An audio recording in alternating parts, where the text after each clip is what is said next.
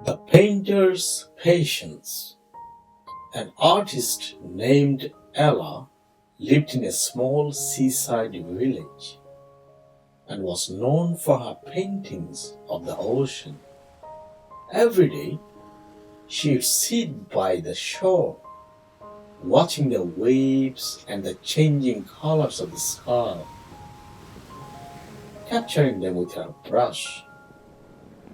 One evening, a young boy, fascinated by her work, asked, "How do you make the sea look so alive?"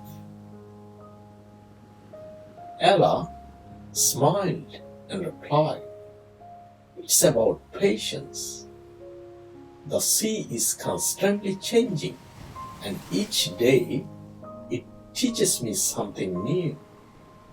I don't just paint what I see. I wait and try to feel the ocean's rhythm."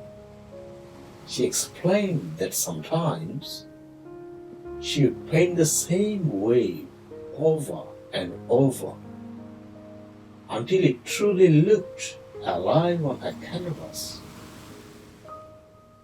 The boy was inspired by her words and decided to try his hand at painting.